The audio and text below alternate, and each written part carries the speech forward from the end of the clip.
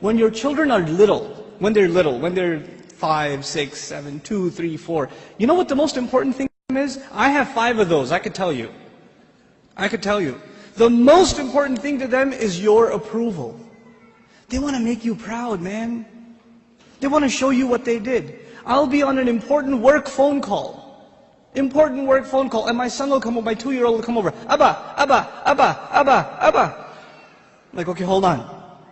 What is it? Nothing. I'll go back on the phone and he'll start calling me again. I'll be like, okay. What is it? I want to show you something. What do you want to show me? That is it. But you know what I'm supposed to do? Oh my God, that's awesome. Do it again. I'll call you back. You're supposed to appreciate what your children do. They live for that. They desire that more than anything else. I have 3 girls, and you know the difference between girls and boys. Boys can't sit still, and girls can't stop this, right? So I pick my girls up from school. One's in 1st grade, the other's in 3rd grade. I pick them up from school. It's a 25-minute ride back home, and what are they doing the whole way? You know what happened today in class? We colored a dinosaur, and we did this and that, and I was coloring it purple, but I decided to put in some green, and they're going on and on and on and on and on. And they cannot help themselves, and they cannot stop, and I have to pay attention and listen. I have to listen and say, oh, what about blue? No, I did only a little bit blue, right? I have to pay attention. And you know why I'm saying all of this? Just one more story on the side, just to wake you up a little. I share this story all the time. My oldest daughter, my eldest, Husna, when she was younger, she was really into finger painting. So she'd dip her hands in paint and just making a big old mess, right? And she brings this big cardboard to me. And it's a big blob of blue. I don't see anything, right? And she says, Abba, look what I made. And I'm sitting there going, that's awesome, a mountain. And she says, no, it's Mama. And I was like, oh,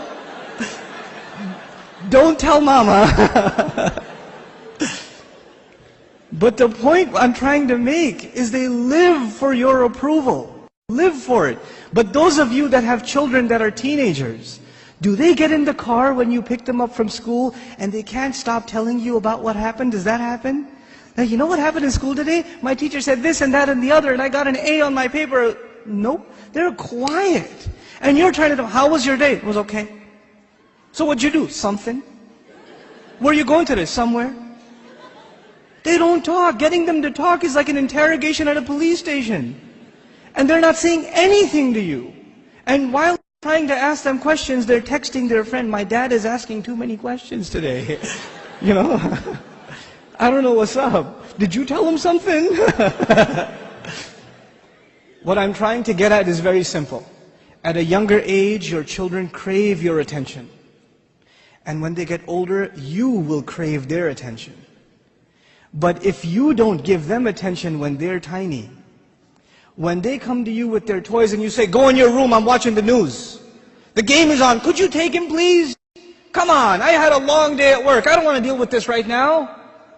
I have friends over, it's embarrassing, go to sleep, go get out of here. When you have this attitude towards your children, like they're an obstacle in your path, your job was at work, when you come home, you're on vacation. No, buddy, your job began when you came home. That's your job. What you did over there is just to fulfill your real job at home. Be a father. I'm talking to the men here. Be a father. Spend time with your children.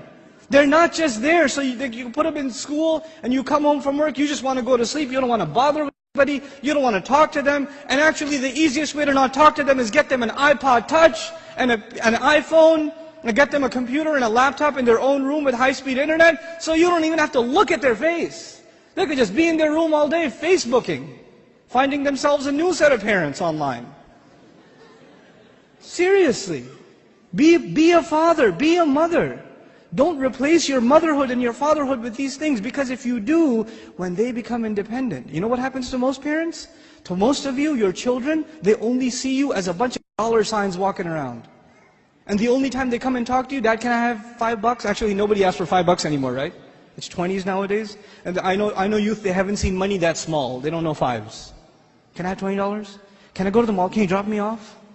Can I go over to my friend's house? Can I do this? Can I do that? Can I do the other? When they want something, they come to you. Otherwise, You don't see them. And when they get to a certain age where they are old enough to make their own little bit of money, guess what? You're not going to see them at all. Because your cash register is no longer relevant. That's no longer relevant. If this is the relationship you are setting yourself up for, you're headed for destruction. We got to change this now. And the way to change it, and it's going to be hard for a lot of you to implement this, but we have to be friends with our children. We have to be their best friends. They should enjoy hanging out with us the most, the parents.